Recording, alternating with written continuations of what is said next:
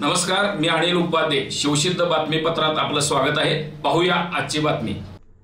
मजले इथल्या जिजाऊ बालविकास मंदिरात संसदीय कामकाजाच्या प्रशिक्षणासाठी साकारण्यात आलेल्या प्रतिकृतीचे उद्घाटन खासदार धैर्यशील माने यांच्या हस्ते करण्यात आले. याबाबत अधिक माहिती अशी की हातकणंगले तालुक्यातील मजले इथल्या जिजाऊ बाल विकास मंदिरामध्ये संसदीय कामकाजाबाबत प्रशिक्षण शिबिराचे आयोजन करण्यात आलं होतं. या शिबिराचे उद्घाटन खासदार धैर्यशील माने यांच्यासह विविध मान्यवरांच्या हस्ते करण्यात आलं. यावेळी बोलताना खासदार धैर्यशील माने म्हणाले की विद्यार्थ्यांमध्ये संसदीय प्रक्रिया, लोकशाही मूल्ये आणि निर्णय प्रक्रियेची समज विकसित करणे अत्यंत गरजेचे आहे. अशा प्रशिक्षण प्रतिकृतीद्वारे विद्यार्थ्यांना प्रत्यक्ष कृतीतून शिक्षण मिळते, जे त्यांना जबाबदार नागरिक बनवण्याच्या दृष्टीने उपयुक्त ठरते.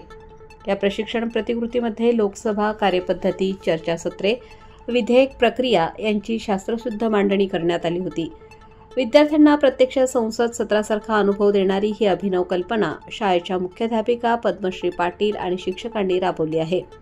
या कार्यक्रमास प्रमुख पाहुणे म्हणून किरण पाटील, संजय पाटील, सरपंच मधुमिता पाटील, उपसरपंच मीनाक्षी कुंभोजे, पोलीस पाटील मीनाक्षी पाटील, बाबासो रेडेकर, नंदकुमार कोठावळे, लक्ष्मीबाई जाधव, मुख्याध्यापक दत्तात्रय माने, ओम पाटील, नयना पाटील उपस्थित होते.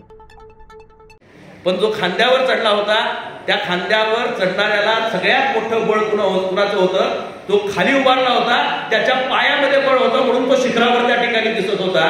भारतीय लोकशाही त्याचा कळस जरी संसद दिसत असेल तर त्याचा खरा पाया ही जनता आहे. तुम्हीच खऱ्या अर्थानं त्याला घट्ट आणि सक्षम बनवायचं आहे. वर करणारा सलाम एक चेहरा दिसत असेल, पण त्याचा खरा पाया ही खऱ्या अर्थानं तुम्ही सर्व मंडळी असताना आहात. वर दिसणाऱ्यांच्याकडे फार तो माणूस बदलू शकतो, त्याला बदलण्याची ताकद तुमच्यामध्ये असती. मग विरोधी पक्ष नेता कोण असावा आणि पंतप्रधान कोण असावा ही भारतातली जनता ठरवती. आणि या जनतेच्या हातातलं असणारं हे सरकार खऱ्या अर्थानं जगाच्या पाठीवरचं सर्वात मोठ्या लोकशाहीमध्ये आपण आज रूपांतरित झालोय.